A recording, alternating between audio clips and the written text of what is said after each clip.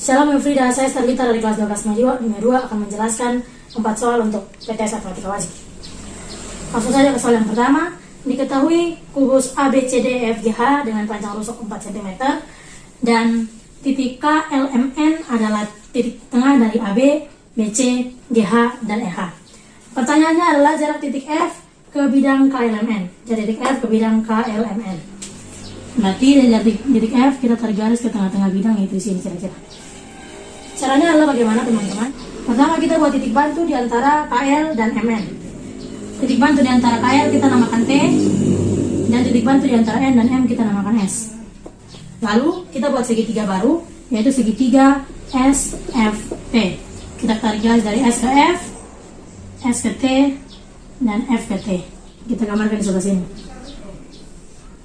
Undangan ini adalah F, ini S, dan ini T.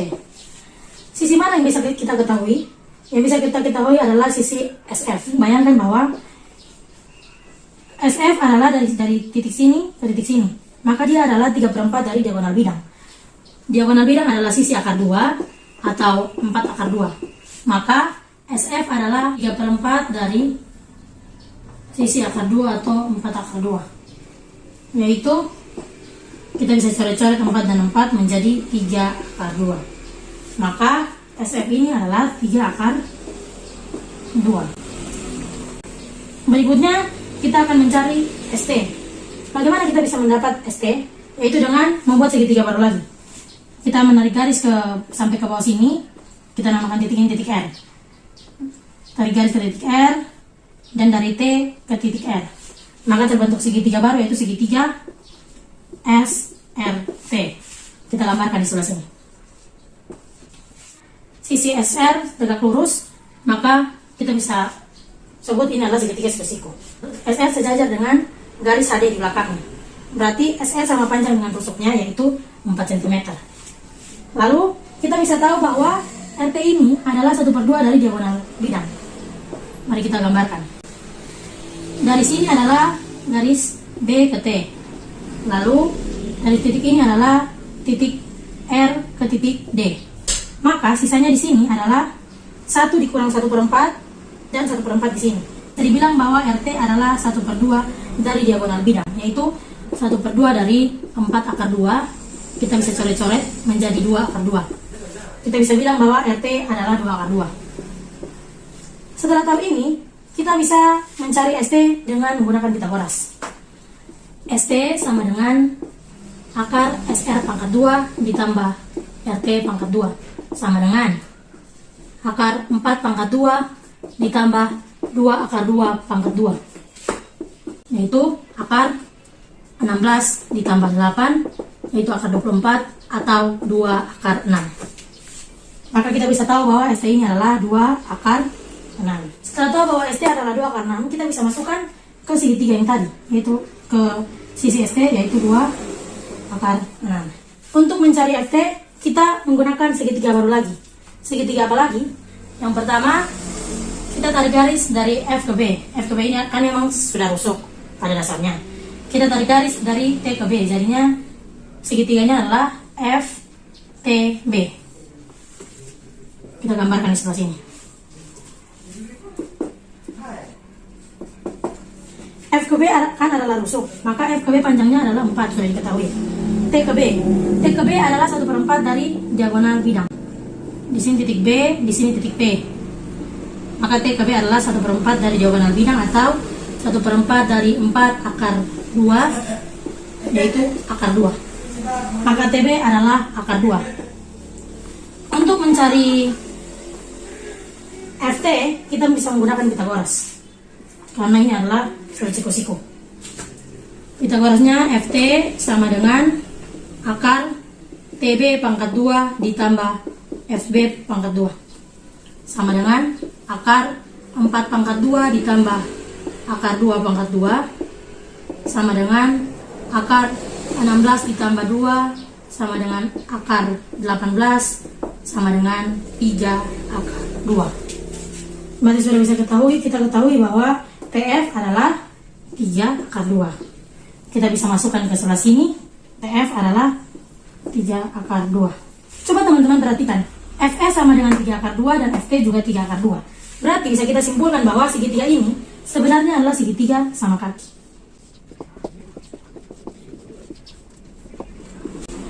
Kita kembali ke apa yang ditanya. Yang ditanya adalah jarak titik F ke tengah-tengah bidang KLMN, atau kita sebut saja titik O. Kalau di segitiga ini, maka titik O-nya di sebelah sini, maka kita bisa tarik garis ke sini, titik O-nya di tengah-tengah sini. Supaya kita bisa mengetahui dari jarak dari titik F ke titik O, kita bisa dengan membagi dua segitiga ini. Jadi dengan F, O, T. Kita masukkan, ini adalah 3 akar 2. Nah, karena ini adalah bagi 2, maka 2 akar 6 ini kita bagi 2, menjadi akar 6 saja. Maka OT adalah akar 6. Supaya kita bisa mengetahui jarak dari titik F ke titik O, kita menggunakan Pitagoras. FO sama dengan FT pangkat 2, akar FT pangkat 2 dikurang OT pangkat 2. Karena yang dicari bukan sisi miring, jadi kita kurangi.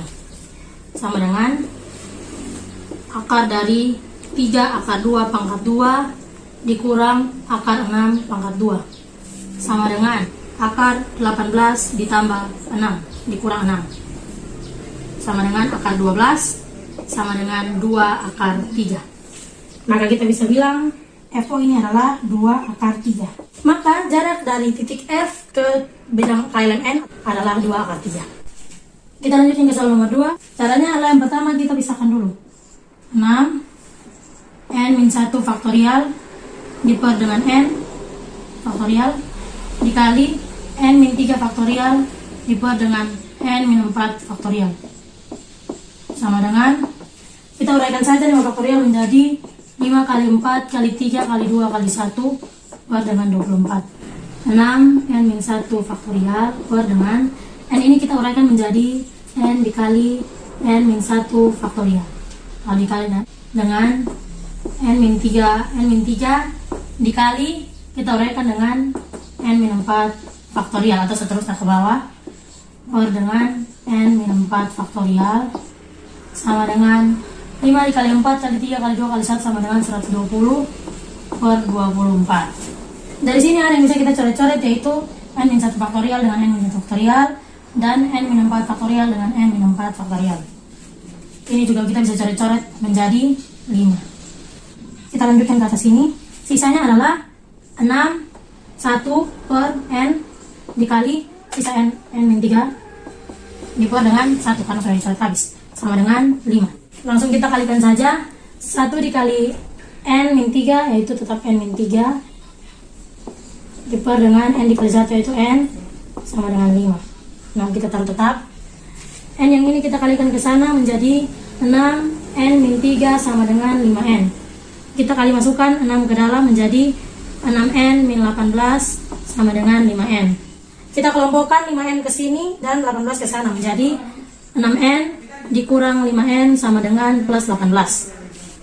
Ini hasilnya adalah sama dengan 18. Jadi nilai n dari persamaan ini adalah 18. Kita lanjut yang nomor 3. Banyaknya bilangan bernilai ribuan yang lebih dari 3000 diisi dengan terdiri dari angka berlainan dan dibentuk dari angka-angka ini 0, 1, 2, 3, 5, 6, dan 9. Kita lanjut ke soal nomor 3. Banyaknya bilangan bernilai ribuan yang lebih dari 3000 terdiri dari angka berlainan dibentuk oleh angka-angka ini 0, 1, 2, 3, 5, 6, dan 9.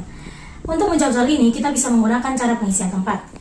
Karena yang diminta adalah bilangan ribuan, dia terdiri dari 4 angka, yaitu 1, 2, 3, 4. Maka kotak yang harus kita buat adalah 4 juga. Dengan ini adalah satuan, ini puluhan, ini ratusan, dan ini ribuan. Yang diminta adalah angka yang bisa lebih dari 3000. Berarti dari 1, 2, 3, 4, 5, 6, 7, dari ke-7 angka ini, angka mana yang jika dimasukkan ke tempat ribuan, dia bisa melebihi 3000. Sudah pasti angka 5, angka 6, dan angka 9. Karena jika mereka ditaruh bisa 5000 sekian, 6000 sekian, dan 9000 sekian, yang bisa bernilai lebih dari 3000. Tetapi angkanya harus berlainan, jadi 3 ini juga bisa termasuk. Misalnya 3565. Itu kan juga adalah angka yang lebih tinggi dari 3000. Maka angka 3 ini juga bisa dipakai di tempat ribuan. Maka ada berapa angka yang bisa ditaruh? 1, 2, 3, 4. Ada 4 angka yang bisa dipakai di ribuan. Setelah itu, bilangan yang kita bisa masukkan di tempat ratusan, puluhan, dan satuan, semua bilangan ini bisa. Tetapi tidak boleh sama. Maka jika satu angka sudah dipakai di tempat ribuan, maka sisanya adalah 6 angka lainnya. Karena ini ada 7 angka, pasti salah satu sudah dipakai di tempat ribuan, maka sisanya hanya tinggal 6 angka. Begitupun seterusnya, di puluhan, satu sudah dipakai di ribuan dan ratusan, maka tinggal 5 angka. Karena tidak boleh sama. Begitupun juga dengan satuan. Yaitu tinggal 4 angka, karena satu sudah dipakai di sini, dan di sini. Tidak boleh sama ya teman-teman, ingat. Kita tinggal kalikan saja. 4 dikali 6, dikali 5, dikali 4. Itu 4 dikali 6, 24. Dikali 5 kali 4, 20. Menjadi 480. Maka banyaknya bilangan bernilai ribuan yang bisa lebih dari 3000 yang itu disusun dari angka-angka ini, terdiri dari angka perlainan adalah 480 bilangan. Ini adalah soal nomor 4. Telah digambar jalur dari satu kota ke kota yang lain. Pertanyaannya adalah, berapa banyak cara seseorang berjalan dari kota A ke kota D? Untuk berjalan dari kota A ke kota B, kita bisa melewati jalur ini, lalu ke jalur ini, atau jalur ini baru ke jalur 2, dan begitu seterusnya. Dengan begitu kita bisa mencari berapa banyak caranya dengan manual, yaitu misalnya 1B dan 1D, 1B dan 2D, begitu seterusnya. Tapi itu membutuhkan waktu yang lama. Jadi ada cara yang lebih mudah, yaitu dengan mengalihkan jalur-jalurnya. Dari A ke B ada 3 jalur, 1, 2, 3. Dari B ke D ada 4 jalur. Dari A ke C ada 2 jalur, dan dari C ke D ada 3 jalur. Caranya adalah tinggal kita mengalihkan jalur A ke B dengan B ke D, yaitu 3 dikali 4. Lalu kita tambahkan dengan jalur A ke C dengan C ke D, yaitu 2 dikali 3. Menjadi 3 kali 4, 12. Ditambah dengan 2 dikali 3, 6 sama dengan 18. Jadi ada 18 cara seseorang bisa sampai dari kota A ke kota B.